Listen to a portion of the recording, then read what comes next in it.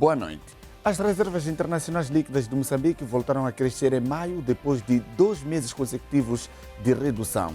Dados do Banco de Moçambique indicam que as reservas aumentaram para 3,5 mil milhões de dólares americanos, refletindo uma recuperação após a utilização de parte destes recursos para o pagamento antecipado da dívida ao Fundo Monetário Internacional.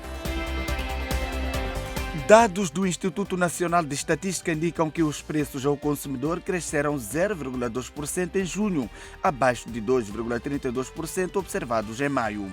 Os setores dos transportes e habitação, água, eletricidade, gás e outros combustíveis foram os que mais influenciaram a variação mensal do índice de preços. Entre os produtos e serviços que mais encareceram, destacam-se os transportes semicoletivos urbanos e suburbanos, o cimento, o peixe fresco e os detergentes em pó. Já o transporte de passageiros por barco e ferribote registrou a maior subida com o agravamento de 13,5%. Desde o início do ano, a inflação acumulada atingiu 5,4%. Na comparação com junho de 2025, a inflação homóloga agravou-se para 7,51%, evidenciando uma aceleração do ritmo de crescimento dos preços ao consumidor. Este comportamento reflete em grande medida o impacto do aumento dos preços dos combustíveis verificado em maio. A subida dos combustíveis ocorreu na sequência das perturbações provocadas pelo conflito no Médio Oriente.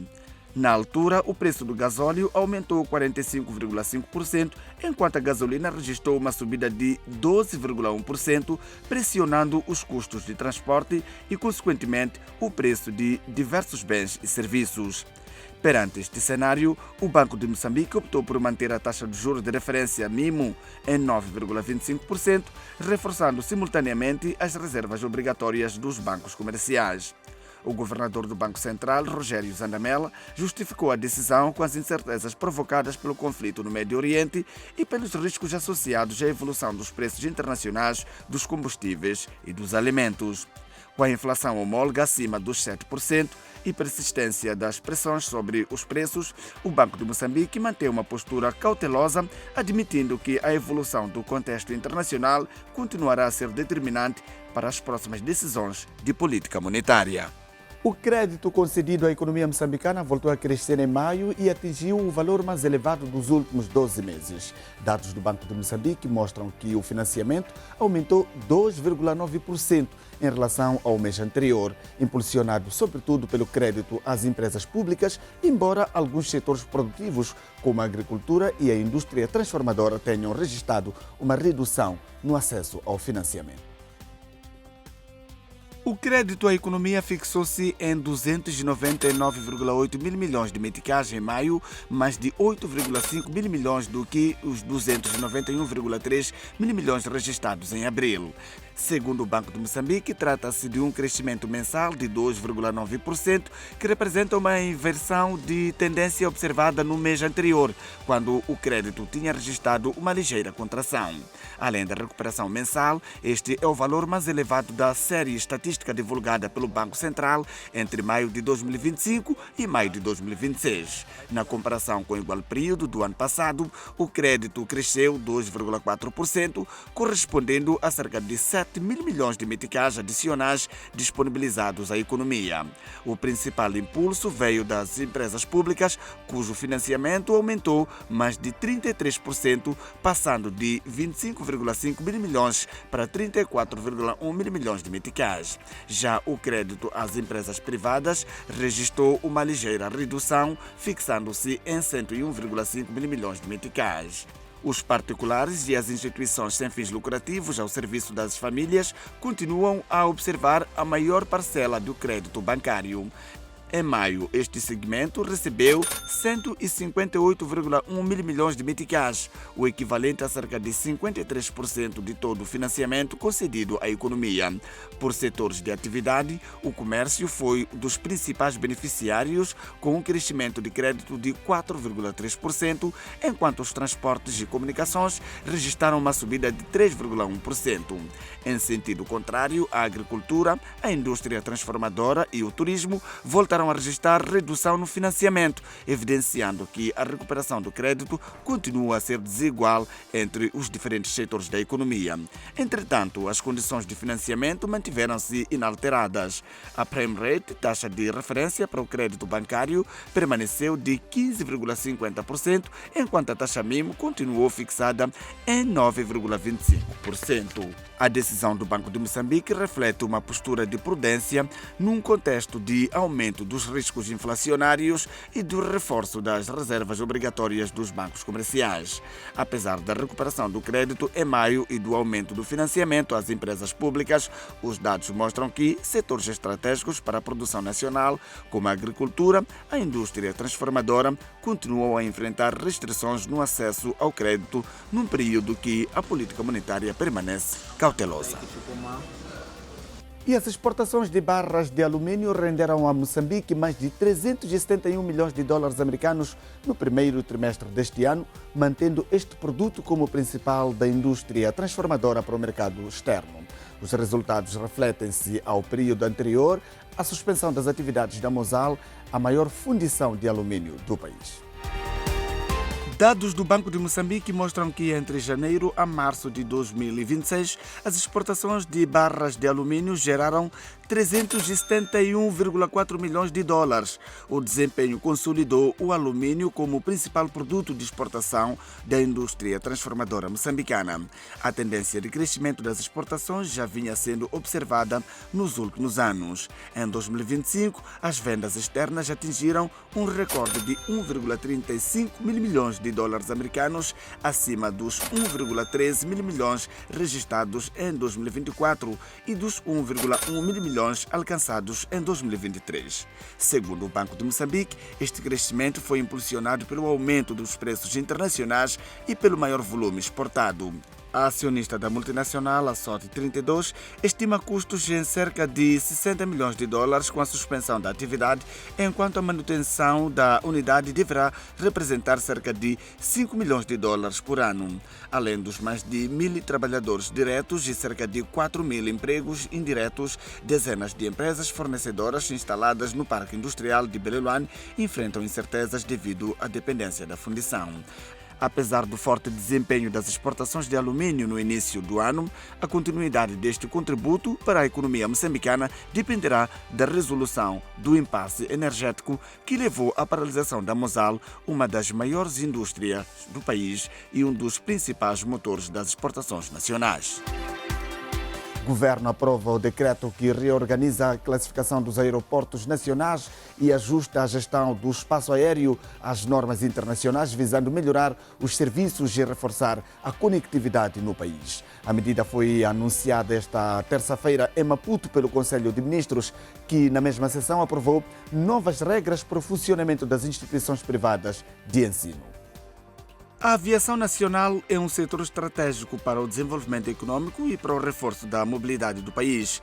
É neste contexto que o governo aprovou nesta terça-feira o decreto que reorganiza a classificação dos aeroportos nacionais e ajusta a gestão do espaço aéreo moçambicano às normas internacionais, com vista a modernizar o setor, melhorar a qualidade dos serviços e reforçar a conectividade aérea. O decreto visa dinamizar a comunicação, a troca de informações, acesso aos serviços, a inovação e o crescimento econômico, o que poderá proporcionar um aumento do volume de passageiros transportados, contribuindo para a melhoria da conectividade entre regiões e consequente aumento da competitividade e produtividade. No setor portuário, o governo aprovou uma resolução que autoriza a criação de uma equipa técnica para negociar a quinta adenda ao contrato de concessão do Porto de Maputo para o reforço da capacidade de manuseamento de carga e dinamização da atividade portuária nacional.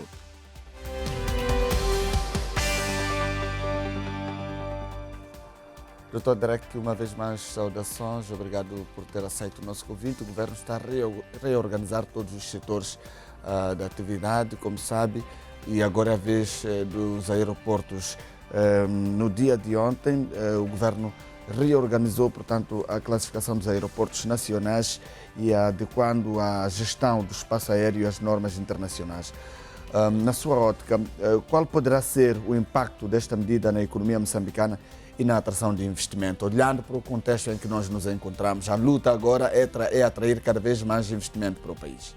Bom, saudações a si, saudações aos telespectadores e à equipe técnica que nos acompanha.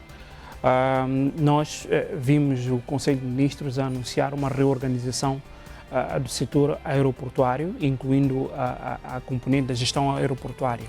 Isto, de alguma forma, poderá eventualmente contribuir para uma maior competitividade dentro do setor, poderá contribuir também para uma maior produtividade. Falamos da competitividade, incluímos a componente da produtividade adequada aos instrumentos de padrões internacionais atualmente vigentes em boa parte do mundo. Agora, esta é a parte que é referida sobre a reorganização administrativa que está a ser referida.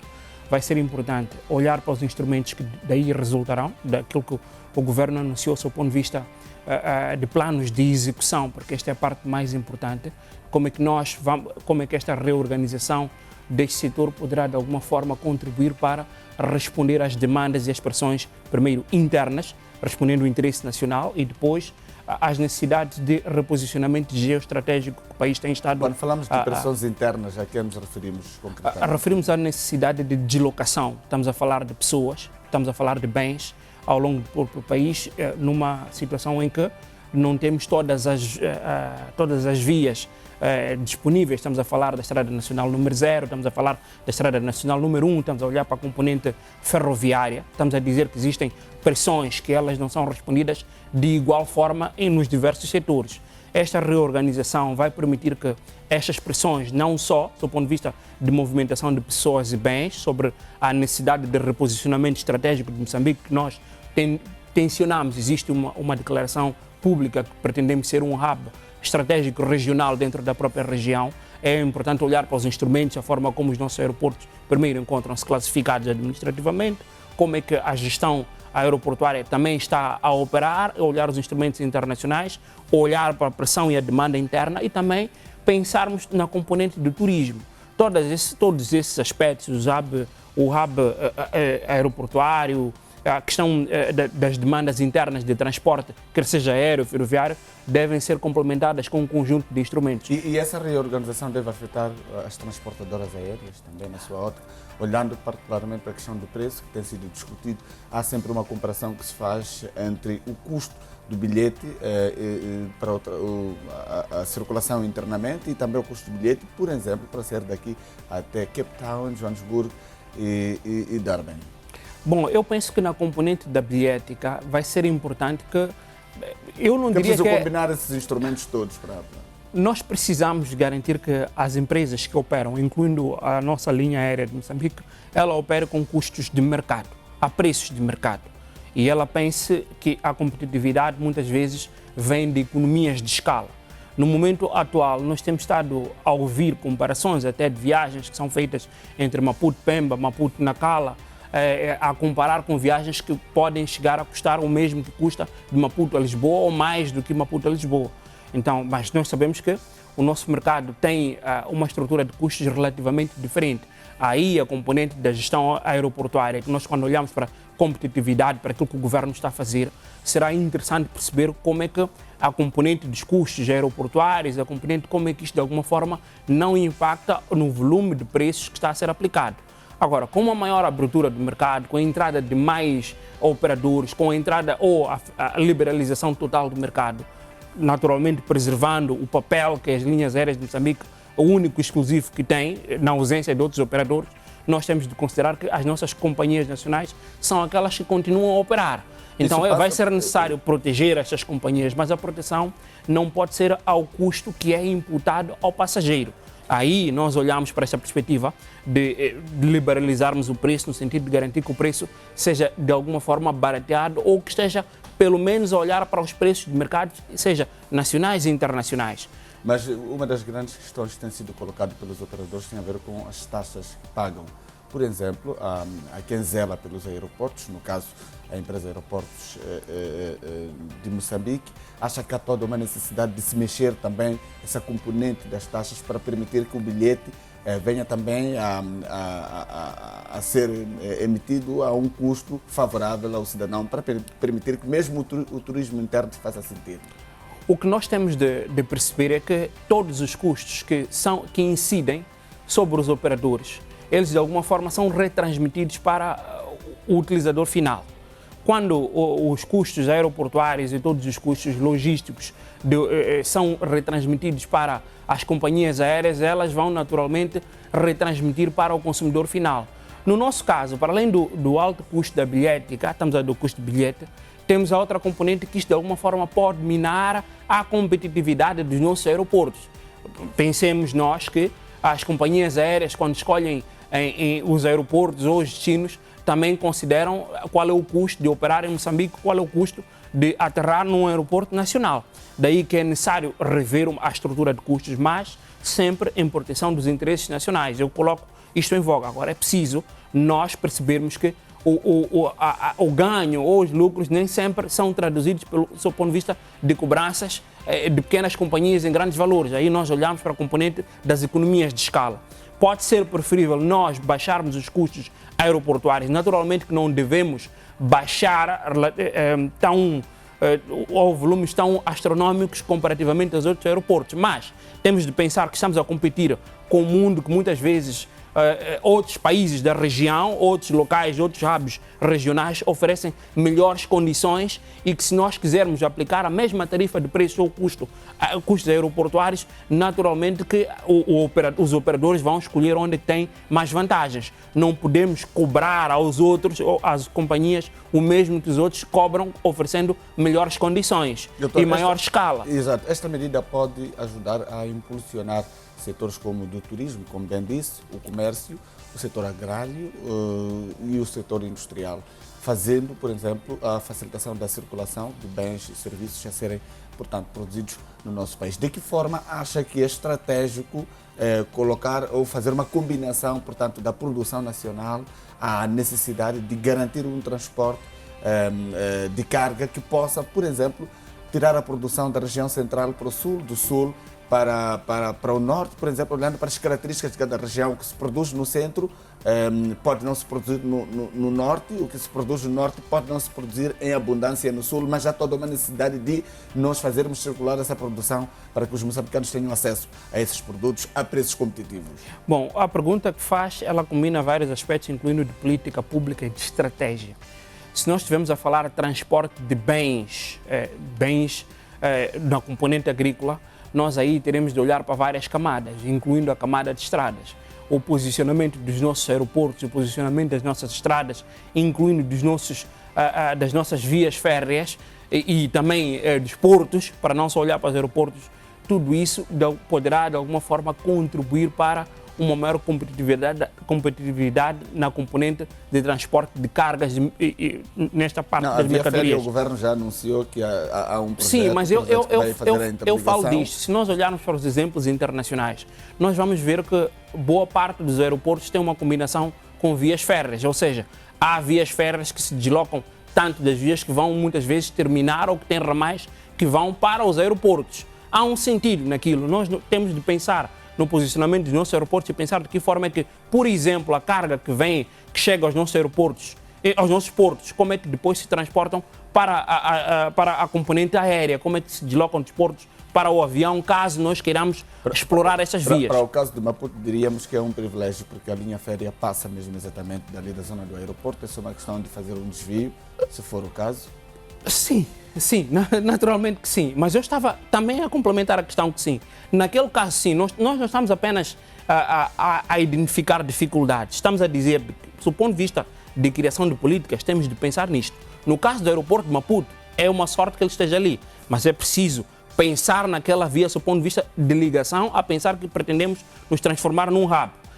No cenário atual, a olhar para os estudos, a olhar para aquilo que acontece ou ocorre nos outros países, nós vemos a possibilidade de transporte de carga leve, estamos a dizer de carga leve, que pode ser reaproveitada e retransportada ao longo do país, de alto valor. O que poderá, neste momento, não ser viável do ponto de vista de transporte, estamos a falar da carga pesada de pouco valor. Aí estamos a olhar para a questão do processamento ao nível da nossa agricultura e outras componentes que será necessário complementar para que a questão do transporte de carga pela via aérea seja naturalmente aqui explorada e maximizada. Mas é importante deixar aqui a nota que precisamos de continuar com maior afinco a criar políticas. Neste caso, o governo, primeiro a questão da liberalização do setor, olhou para a questão da gestão aeroportuária com esta reestruturação que está a ser feita, mas precisamos também de incluir a reestruturação das estradas, a pensar na deslocação dos principais produtos e polos de desenvolvimento. Aliás, se nós olharmos até para aquilo que foi a atividade do Conselho de Ministros, vai perceber que houve uma componente de polos de desenvolvimento. É aquilo que nós chamamos a atenção, de que sempre que nós vamos pensar em políticas públicas, em instrumentos, temos de alguma forma conseguir uma maior integração entre os instrumentos. Quiçá que estes instrumentos possam de alguma forma trazer estas componentes ao plano de reestruturação dos nossos aeroportos, reestruturação de estradas, a pensar que nós pretendemos nos transformar num hub. Porque os custos de deslocação, por exemplo, das mercadorias dos portos para os aeroportos ou para as vias férreas também poderá determinar a competitividade dos nossos produtos ou daqueles que pretendem utilizar as nossas infraestruturas. Doutor, observou-se aqui uma combinação de fatores. O Executivo aprovou igualmente a criação de uma equipa técnica para negociar a quinta adenda ao contrato, portanto, de concessão do Porto de Maputo. Que importância têm os portos, por exemplo, e aeroportos para a estratégia de Moçambique se afirmar como plataforma logística na região austral da África, tendo em conta que um dos grandes desafios é tornar o setor da logística, como sabe muito bem, um setor que possa trazer mais dinheiro para moçambicanos, que possa também garantir que as pequenas e médias empresas também ganhem dinheiro, olhando para a posição de Moçambique e as oportunidades que os países do Interlândia oferecem. Bom, neste caso, o Conselho de Ministros anunciou que aprovou a criação de uma equipe técnica que vai olhar para as condições que são apresentadas nesta quinta emenda, que é para a exploração de uma das partes ou a extensão de uma das partes do Porto de Maputo.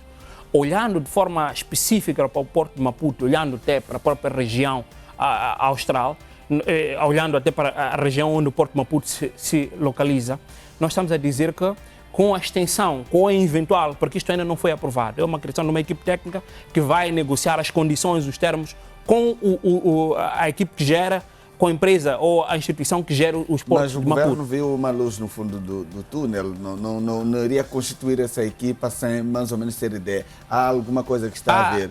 Então, tendo em conta... Há interesses. Exatamente. Há interesses e há questões contratuais que respeitam os interesses do Estado moçambicano que devem ser preservadas. Note que boa parte das questões ou das discussões que temos estado a ver de exploração de portos, exploração de recursos minerais e por aí em diante, estão relacionadas com o contrato. Esta equipe técnica que vai ser formada vai discutir e apresentar ao governo, devolver os resultados para que o governo possa analisar e decidir se aprova ou não. Agora, qual será o eventual impacto da aprovação? É uma maior competitividade natural dos nossos portos, estamos a aumentar a capacidade de encaixe dos nossos portos, e aí permitimos que circule mais mercadorias e que possamos ser mais competitivos em comparação aos portos da região. E vai ser importante que se chegue a um bom termo e que nós possamos dotar os nossos portos de uma maior capacidade, existindo naturalmente espaço para que isso ocorra.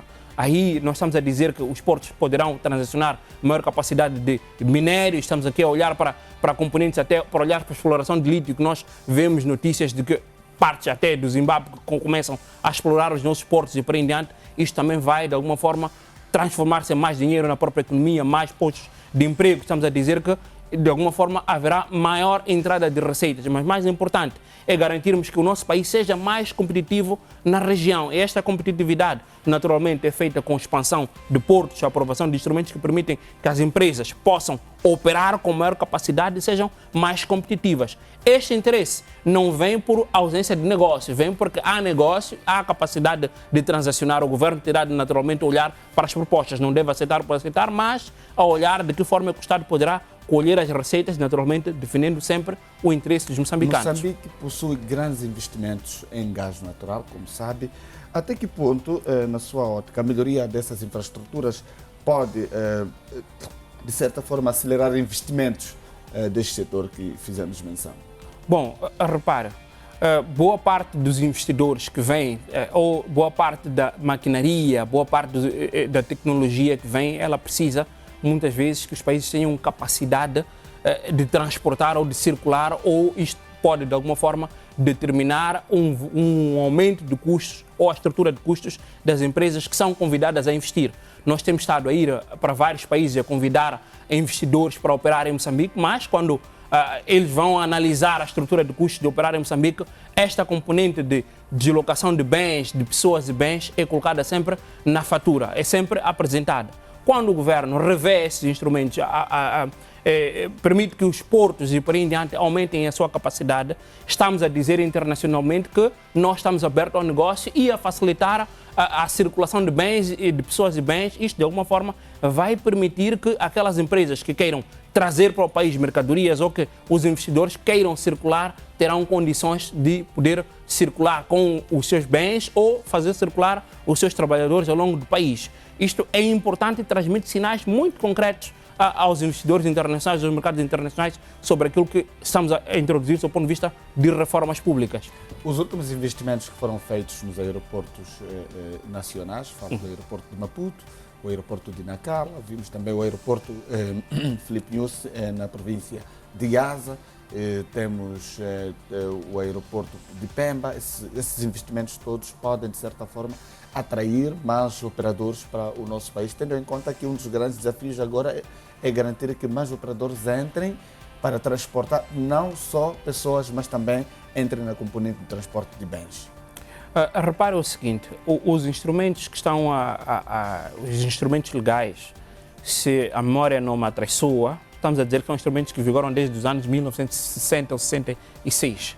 O país foi investindo em aeroportos, foi modernizando pistas, foi modernizando sistemas de radar e de comunicação e por aí em diante. Mas essa modernização não acompanhou aquilo que são os instrumentos legais e nem, do ponto de vista de mecanismos de transacionalidade com outros países que precisam de explorar o nosso espaço aéreo, outras companhias que precisam de explorar o nosso espaço aéreo. Também não permite que as empresas nacionais possam, de alguma forma, à luz dos instrumentos legais, estabelecer parcerias que permitam com que aquela infraestrutura, todo o investimento que o Estado está a fazer, possa retirar maior valor. Aí nós estamos a dizer que houve a necessidade de olhar para os instrumentos, adequá-los à realidade atual em função da infraestrutura atualmente existentes. Mas também fizemos referência que vai ser importante olharmos, porque aqui temos o anúncio do governo daquilo que foi feito, mas precisamos de olhar para toda a documentação, sob o ponto de vista de tarifas, sobre qual é o investimento que vai ser alocado à construção de pistas, quais serão os aeroportos que serão reclassificados, ou se haverá uma reclassificação dos atuais aeroportos, ou se alguns aeroportos vão mudar de categoria para que possam estar dentro de um sistema internacional, para que possam ser utilizados em respeito ao desejo que é de transformar Moçambique num hub regional. O aeroporto internacional de Nacala, como é que fica? Qual acha que deve ser a proposta do governo ou a decisão do governo para pôr aquele aeroporto a funcionar segundo os objetivos pelos quais foi construído? Como sabe, a ideia era usar aquele aeroporto para fazer muitas ligações aéreas. Como sabe, dali onde está posicionado é possível facilmente ir à Ásia, ir à Europa, ir a várias partes do mundo. Bom, o que nós vimos e que sabemos é que houve interesses do Estado moçambicano e houve anúncios de que algumas companhias aéreas seriam permitidas a utilizar, e também houve de uma companhia aérea internacional que vai passar a utilizar aquele aeroporto. Mas estamos a falar de uma companhia internacional de grande envergadura e que, de alguma forma, a depender do modelo econômico que vai ser encontrado naquele aeroporto, estamos a falar de forma concreta do aeroporto de Nacala, poderá ajudar a atrair outros operadores. Mas eu penso que boa parte das questões que estão relacionadas aos aeroportos, primeiro tem a ver com o dinamismo da própria economia. Uma economia mais dinâmica tende a atrair mais pessoas ao país, tem componentes do turismo que também tenderá naturalmente a atrair mais pessoas ao país. Mas é importante perceber o que é que os outros países que se encontravam numa situação igual à nossa fizeram. Alguns olharam para os custos aeroportuários, incluindo de portos, reduziram o custo de utilização dos aeroportos, que é para poder atrair operadores. Com a atração de operadores, há serviços paralelos aos serviços que são oferecidos dentro dos aeroportos ou na cadeia do turismo, que de alguma forma permite que o Estado tenha retorno, que é para poder financiar a existência desses aeroportos. Alguns poderão defender que não foi estratégico a construção, mas olhemos para a questão dos investimentos naquela região. A quantidade de investidores, a quantidade de maquinaria que precisa de ser transportada para aquela região. Aí nós olhamos para a viabilidade. Aliás, existem países francófonos que já manifestaram interesse de que do aeroporto de Nacala seja utilizado para transporte de mercadorias, que seja na componente agrícola, para os seus países. Então precisamos de olhar a 360 graus, olhar para o custo de utilização do aeroporto, de que forma é que, de forma estratégica, pensar sempre em longo prazo. Não pensemos no imediato, do ponto de vista de custos, mas pensemos na utilização do aeroporto, que poderá atrair mais quantidade de companhias, e essas quantidades de companhias poderão servir de publicidade para aquele local, e dessa forma o Estado poderá naturalmente rentabilizar a utilização do aeroporto. Mas ficamos aqui a aguardar de que forma é que, quais aeroportos é que serão reclassificados, o que é que será feito do ponto de vista do aeroporto de Nacala. O que se sabe é que já existem companhias que já manifestaram interesse de utilização daquela infraestrutura. Doutor, uma das grandes bandeiras do atual governo tem que ver com o combate à corrupção, é um dos pontos. A outra questão tem a ver com o combate aos raptos. Isso ficou claro, já há muito tempo que a gente não assiste raptos na cidade de Maputo, e também várias pessoas foram presas no âmbito, portanto, da campanha de combate à corrupção. O governo ontem tomou outra decisão de aprovar a proposta de lei sobre o confisco de bens relacionados com os fatos ilícitos. Que impacto pode ter este instrumento no combate à corrupção e na melhoria do ambiente de negócios em Moçambique? Devolver a confiança, portanto, dos investidores de que o nosso país está preparado para receber novos investimentos. Bom, pensemos no seguinte: nós temos estado a ouvir a instituição que é responsável pela recuperação dos ativos, de alguma forma, a trazer a relação das dificuldades que tem, à luz dos instrumentos atualmente vigentes. E há um forte interesse do Estado de combater, primeiro, a questão da corrupção, branqueamento de capitais. Vimos o trabalho que foi feito, que significou a retirada de Moçambique da lista cinzenta. Agora, precisamos de olhar, do ponto de vista de instrumentos internacionais, de que forma é que o Estado consegue recuperar esses ativos. Nessa vertente, o Estado fez aqui, aprovou esta lei, que depois vai ser submetida, creio eu, à Assembleia da República, se eu não estiver enganado, que é para poder ser aprovada e, se calhar, melhorada, se eu não estiver aqui enganado. Mas nós estamos a dizer que é importante, para além de combater a corrupção, a identificação daqueles que, por práticas ilegais, conseguem ter recursos, que o Estado tenha a capacidade de recuperar os ativos. Há países que, independentemente da forma como o crime organizado consegue transvestir os recursos, os Estados conseguem sempre lançar a mão. Já tínhamos feito aqui referência a esse aspecto, que mais importante do que anunciar números, é preciso garantir que o Estado consiga recuperar os ativos que está a perder.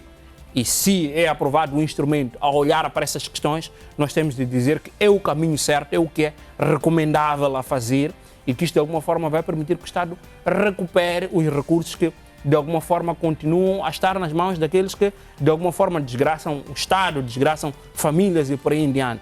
Então é importante que esses instrumentos sejam aprovados. Internacionalmente, o que é que isto transmite? É aquilo que o Estado está a dizer, que vai combater fortemente a corrupção. Esse combate não é só feito do ponto de vista de redução do número de raptos, mas também é visto a 360 graus, através da aprovação de instrumentos, estes instrumentos que permitem que o Estado possa recuperar esses ativos e o confisco de bens. Há pessoas que cometem atos ilícitos, até são julgadas e condenadas, mas porque o Estado rege-se por uma lei, não se consegue recuperar os ativos, lançar a mão dos ativos. Os ativos. Direto Mulatinho, muito obrigado por mais uma vez aceitar o nosso convite. Até na próxima quarta-feira. Obrigado, até a próxima.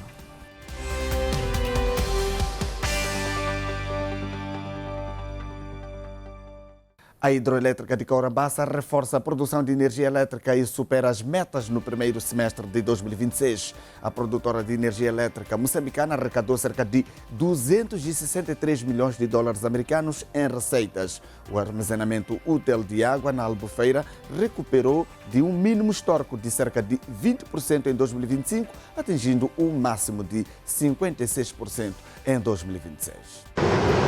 A hidroelétrica de Caurabassa, uma das maiores produtoras independentes de energia elétrica na África Austral, registrou um desempenho operacional sólido no primeiro semestre de 2026, produzindo 6,399,2 gigawatts de energia elétrica. Este resultado representa um crescimento de 13% em relação ao mesmo período de 2025 e superou em cerca de 10% a produção prevista para o semestre. A HCB informa que o desempenho foi alcançado através de uma gestão de exploração e operação baseada numa gestão criteriosa dos recursos hídricos, que permitiu conciliar o aumento da produção de energia com a recuperação das reservas de Albufeira de Caurabassa, reforçando a sustentabilidade da operação e a segurança energética. Acrescenta-se no comunicado que as condições hidrológicas mais favoráveis verificadas na bacia do Zambeze, particularmente na bacia própria de Caurabassa, associadas às medidas de gestão operacional, de engenharia e de manutenção implementada pela empresa, contribuíram para uma recuperação significativa da capacidade de armazenamento da Albufeira. Entre janeiro e o final de junho, o armazenamento útil aumentou cerca de 35 pontos percentuais, passando do mínimo histórico de aproximadamente 20% para um máximo de 56%, o que corresponde à cota de 316,22 metros. Salienta a HCB que este resultado assinala uma mudança significativa após 2 anos hidrológicos consecutivos marcados por seca severa e cria condições para um levantamento gradual das restrições operacionais em vigor desde junho de 2024. Dados ainda por auditar indicam que as receitas da HCB atingiram cerca de 263 milhões de dólares americanos e um resultado líquido acima de 115 milhões de dólares americanos num cenário de zero acidentes de trabalho. A inflação em Moçambique voltou a acelerar em termos anuais, embora os preços tenham registrado um aumento moderado de 0,2% em junho. A inflação homóloga subiu para 7,51%, impulsionada sobretudo pelos custos dos transportes e da habitação, num contexto ainda marcado pelos efeitos da crise internacional dos combustíveis. Em maio, as reservas internacionais líquidas registraram um crescimento de 1% em relação ao mês anterior, passando de 3,4 mil milhões para 3,5 mil milhões de dólares. As reservas são utilizadas para garantir o financiamento das importações de bens e serviços e constituem um dos principais indicadores da capacidade do país para fazer face aos compromissos externos. A recuperação interrompe uma sequência de 2 meses de queda. Depois de atingirem o máximo histórico de 4,2 mil milhões de dólares americanos em fevereiro, as reservas recuaram acentuadamente em março e voltaram a diminuir em abril, na sequência da decisão do Estado de liquidar antecipadamente a dívida junto do Fundo Monetário Internacional. O Ministério das Finanças confirmou que foram utilizados 701,4 milhões de dólares americanos das reservas para amortizar de forma integral e antecipada os financiamentos concedidos pelo FMI no âmbito do Fundo para a Redução da Pobreza e o Crescimento. A operação permitiu atingir essa obrigação financeira antes do prazo inicialmente previsto. O governador do Banco de Moçambique, Rogério Zanamela, assegura que a utilização das reservas não comprometeu a estabilidade financeira do Banco Central. Segundo Zanamela, o país continua a dispor de um nível de reservas considerado confortável, suficiente para cobrir cerca de 5 meses de importação de bens e serviços, preservando a capacidade de resposta às necessidades externas. Também o presidente da República, Daniel Chapo, considerou estratégica a decisão de antecipar o pagamento ao Fundo Monetário Internacional. Para o chefe de Estado, a liquidação da dívida representa um sinal de responsabilidade macroeconômica e contribui para reforçar a credibilidade de Moçambique junto dos parceiros e dos mercados internacionais. Com a recuperação registrada em maio, as reservas internacionais líquidas retomam a trajetória de crescimento, mantendo um nível considerado confortável pelo Banco de Moçambique e reforçando a capacidade do país para enfrentar compromissos externos, mesmo após a liquidação antecipada da dívida ao Fundo Monetário Internacional. Vamos agora conferir a informação cambial que nos é fornecida pelo Banco de Moçambique. As tabelas refletem as taxas praticadas nas transações entre o Banco Central e a banca comercial e entre os bancos comerciais e o público.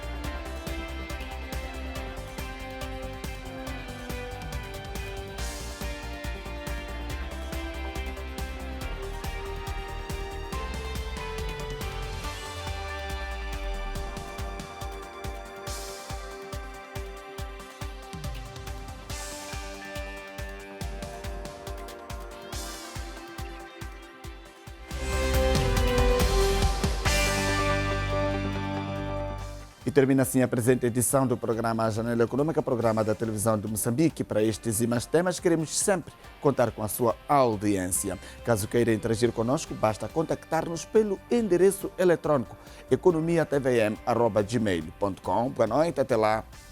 Fique bem.